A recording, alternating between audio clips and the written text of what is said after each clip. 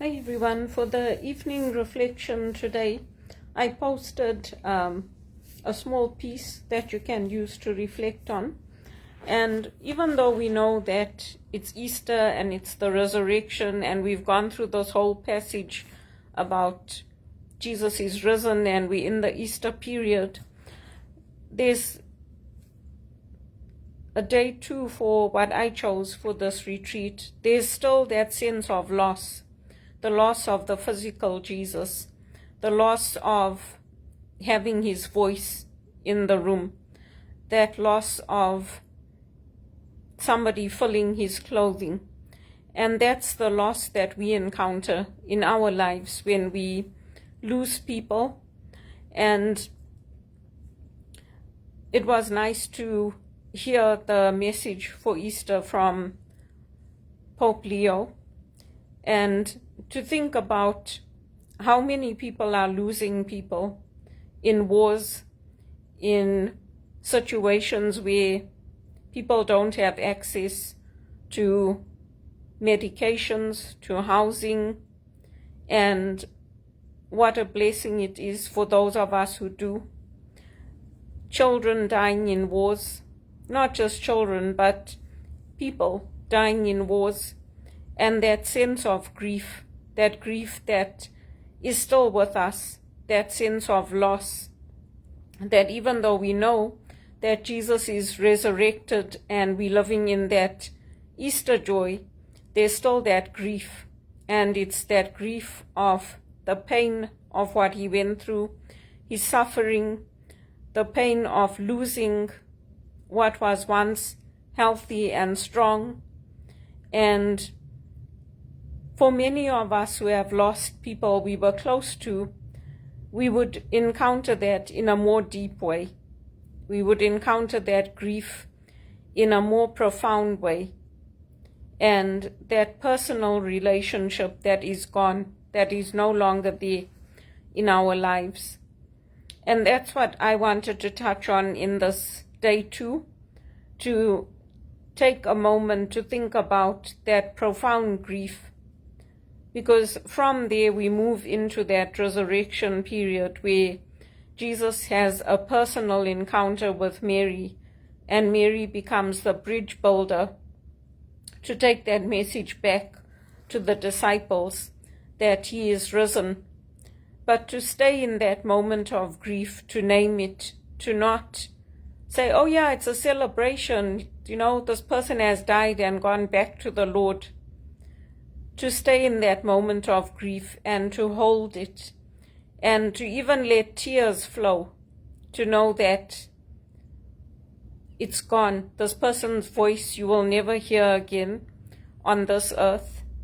That physical presence is gone, and that Jesus that we encountered, that we saw performing miracles, having a meal with us, the one whose feet you washed with your tears, that person is gone. Your friend is gone. Your dad is gone. Your father is gone. Your child is gone. Your son is gone. Your daughter is gone. It's that profound grief. And even today when I was listening, I'm watching this NASA live stream, and even today when they gave that last message, the last message is Christ's message to love. That was so moving, and it was so profound, because that 40 minutes is a long 40 minutes waiting for that stream to reconnect, and to connect with the heart, to say that this is the final message before we see you on the other side. And anything can go wrong in that 40 minutes.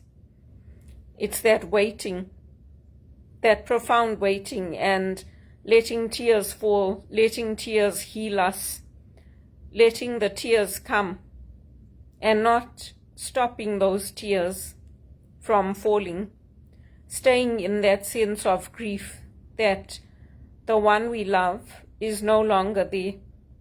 And today it could be your son, your daughter. Tomorrow it could be you or me. And I think that the way my life went when I got stage 2 hypertension, I think I just said, you know what, this is rubbish. But it's 2 years later that it's actually hitting me, that you know what, your life has changed forever. And from what the doctors have said, unless God performs a miracle like he has with you many times, you are going to be on this medication for the rest of your life. Your kidney may not heal. It may not come back to what it used to be. And that's the reality that you have to accept. And you have to do everything in your power to stay well, to eat well, to exercise. But it was something that was completely controllable. It didn't have to be this way.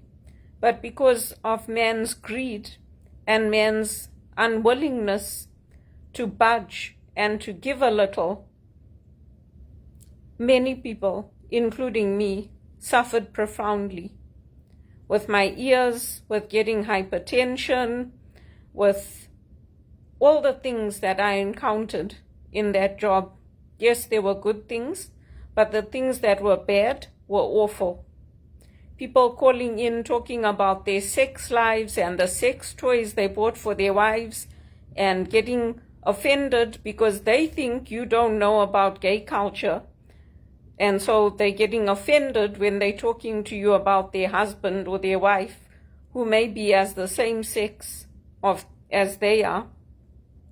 All these things, the insult, the degradation, the ears getting hurt, getting tinnitus, it was all controllable. Just like what happened to Jesus, it was all controllable. And that too is a grief. It's a grief to lose your health. It's a grief to lose the sense that, you know, your body is now, you might be in your 50s, but your body is now functioning like a 92-year-old because of what others have done to you. And that, in a way, is a crucifixion. It's people making an example out of you. For what? For hatred? For old wounds that they couldn't let go of? For things that happened to you when you were a child that you had no control over? For what? And that was a beautiful message for that astronaut to give. To love. Christ taught us to love. And if we love, we grieve. Just like all of us are still grieving the loss of Holy Father Pope Francis, Papa Francisco. We're still grieving. It's a year later, but many of us are still grieving because we know who we lost and what we lost. And that's the deep grief that Mary encountered at the tomb. It's a grief to sit with, not to rush through and celebrate that, oh, this person is dead and we're having a party. And let's choose all the wonderful hymns that are celebrating. It's a celebration. This person has died and gone back to God. It's not that simple.